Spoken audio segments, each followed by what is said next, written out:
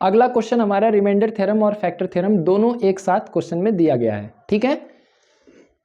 x minus 2 is a factor of the expression this. When this expression is divided by x minus 3 it leaves the remainder 3. यानी यहाँ पर factor theorem लगाना है और यहाँ पर रिमाइंडर थ्योरम और a और b का वैल्यू निकालना है। तो दो केस है इसमें given.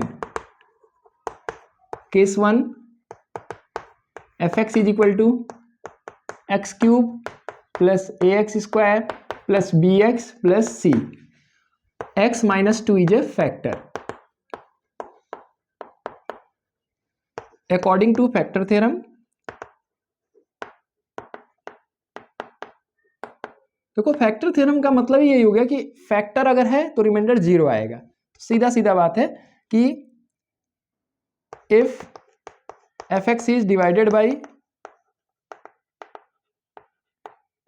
x minus 2 f2 is equal to 0। f2 का मतलब क्या है? रिमाइंडर।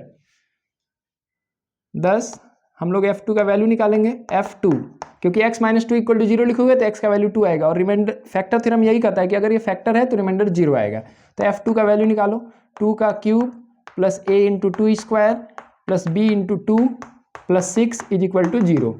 आगे किया जाए, देखो 2 का क्यूब 8 होता है, 2 का स्क्वायर 4 होता है, तो 4a plus 2b plus 6 is equal to 0। तो क्या हो गया? 4a plus 2b plus 14 is equal to 0। ये पहला इक्वेशन बना, फर्स्ट इक्वेशन। अब केस 2 लिखेंगे हम लोग। केस 2 fx वही लिखेंगे, x cube plus a x square plus b x plus 6, और यहाँ फैक्टर नहीं है, it is divided by x minus 3 और रिमाइंडर क्या आ रहा है? ये क्वेश्चन में दिया हुआ है कि रिमाइंडर कितना है? 3 है। यहाँ लगेगा remainder theorem according to remainder theorem. Remainder theorem यही कहता है कि if x minus 3 divides fx then remainder का मतलब क्या हुआ?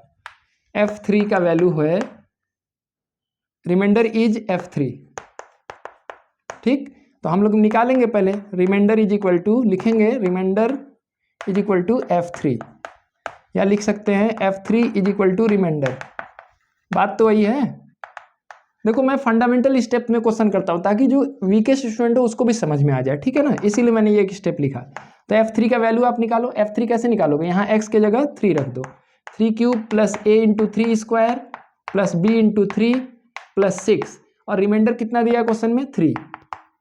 अब इसको सॉल्व किया जाएगा आगे। चलो यहाँ लिख देते हैं।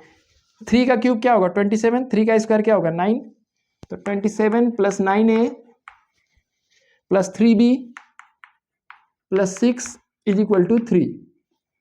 तो ये हो गया 9a प्लस 3b, 27 प्लस 6 33 होगा, 3 घट जाएगा इसमें, तो प्लस 30 इज इक्वल टू हो गया 0। ये सेकंड इक्वेशन हो गया। अब क्लास 9th में हम लोग पढ़ते थे इलिमिनेशन मेथड, उसी का यूज करेंगे क्वेश्चन को सॉल्व करने के लिए। देखो यहाँ 2b दिख रहा है, वहाँ 3b दिख रहा है, तो इलिमिनेट करने के लिए हम क्या करेंगे? इक्वेशन 1 को मल्टीप्लाई कर देंगे 3 से और उसको मल्टीप्लाई कर देंगे 2 से। क्यों भाई? देखो इलिमिनेशन मेथड में क्या करते हैं, चाहे किसी एक वेरिएबल के कोएफिशिएंट को इक्वल करते हैं। यहाँ 2b दिख रहा है, वहाँ 3b दिख रहा है, तो अगर इसको 3 से मल्टीप्लाई कर देंगे पूरे को तो ये 6b हो जाएगा, और वो हो जाएगा, उसको 2 से मल्टीप्लाई कर देंगे तो वो 6b हो जाएगा। Multiplying equation 1 by 3 and equation 2 by 2। तो इक्वेशन 1 को आप मल्टीप्लाई करिए 3 से, तो क्या हो जाएगा? 4 3 जा 12a प्लस 6b प्लस 14 3 जा 42 इज इक्वल टू 0। और इक्वेशन 2 क्या हो जाएगा? 2 से मल्टीप्लाई करने पे 9 2 जा 18a plus 6b plus 60 is equal to 0। अब ये बड़ा दिख रहा है तो इसमें से इसको घटा देंगे, सब्ट्रैक्टिंग इक्वेशन 1 फ्रॉम 2।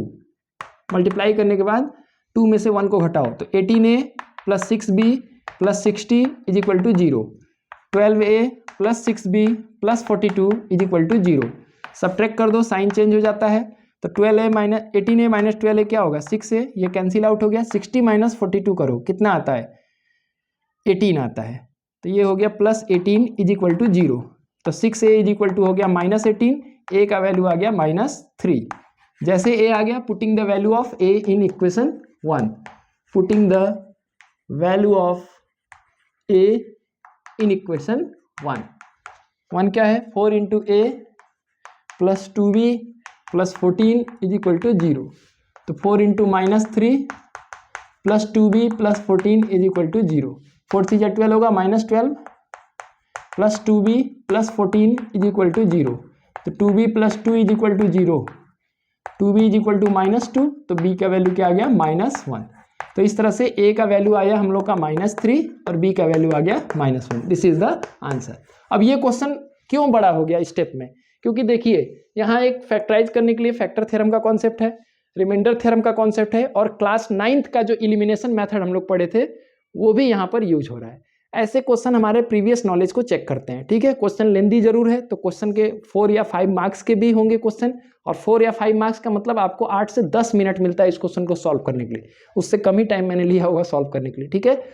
फिलहाल आपको ये मेथड अच्छे से सीख लेना चाहिए, क्योंकि इसमें वेरिएबल का वैल्यू निकालने के लिए आपको एलिमिनेशन मेथड यूज ही करना पड़ेगा। Thank you.